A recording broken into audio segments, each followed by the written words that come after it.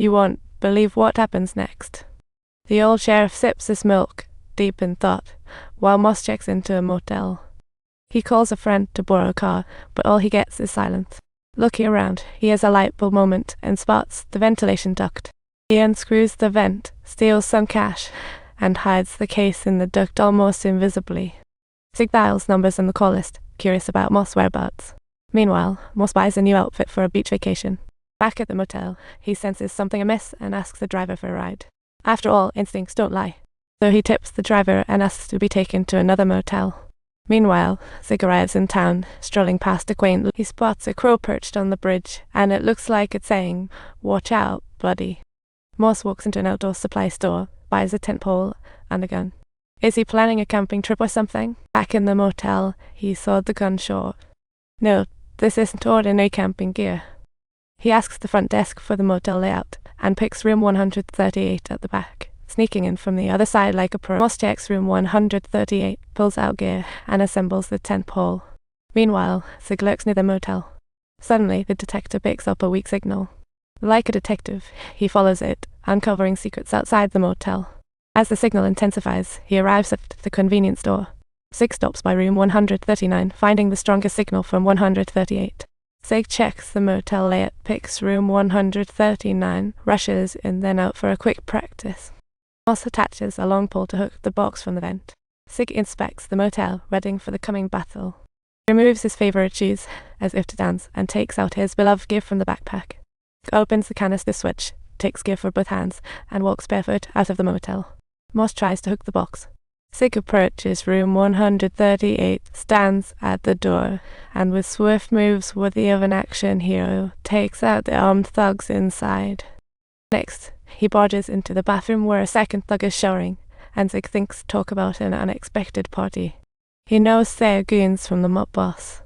He took out 2, now 3 more arrive. Clearly, this hiring memo is a joke. The signal receiver is not exclusive to him. They've got their own gear too. Sig sits on the bed, removes his detergent-stained socks, calmly checks drawers from bottom to top, aiming at the vent. He's much smarter than the 3. He picks a coin, opens the vent, and finds drag marks inside. Meanwhile, Moss fled overnight. In the boss office, 2 groups of underlings are out. The boss thinks Sig is a madman, so he invites retired army veteran Wales to take care of Sig, and hopes to reclaim those $2 million. Wales has some knowledge about Sig, but the tempting bounty draws him in. Meanwhile, Moss checks into another hotel and spots a cat drinking water. It's too cute. He confirmed the front desk closes at 10 a.m. and tipped the clerk. Let him know if anyone comes. Moss returns to his room to check the layout, but lying on the bed, something feels amiss. Why could the mob find him? He opens the suitcase, checks each cash stack, and spots the receiver. Moss finally realizes he hears noise outside, but the front desk ignores his calls. He tiptoes to the door to check, draws a shotgun, sits by the bed, and turns off the lamp. Suddenly, a shadow flits by. The assassin stays calm, not opening the door but extinguishing the hallway lights. Pay attention to this door lock. Moss fires a shot. He quickly jumps out the window, then tries to re-enter via the front door, spilling the cat's water everywhere. Clerk's been handled by the assassin, and just as he's about to escape, he gets shot. Bullet grazes his side. Moss pulls a tactical retreat, but even a seasoned war veteran can't outrun it. A car approaches, and Moss tries to flag it down, but the driver catches a bullet from Sig. Yikes. A second shot blows his head off. Moss narrowly dodges that shot, floors the gas from the passenger seat. His calm opponent seems to hit every mark. The car pulls over, and Moss crosses the road, spotting the assassin approaching slowly, his first glimpse of Sig, calm and menacing. He discovers the car's empty and thinks, oops, miscalculated.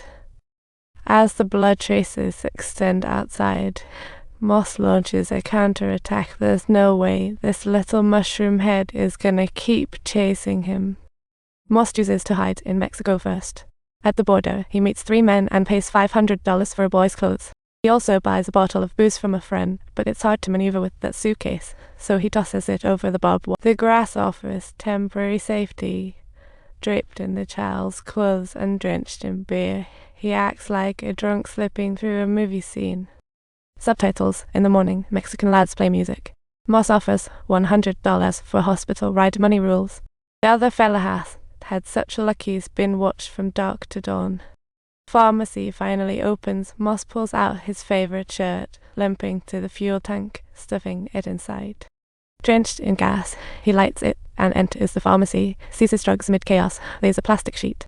As a neat assassin, he puts bloodstained clothes in plastic, injects himself, and performs self-surgery. Subtitles. The colleague reports to the sheriff. The 5 shootout cause and a dead man's name is untraceable. Moss wakes up in hospital, seeing Wells, who found him in only 3 hours. Subscribe now.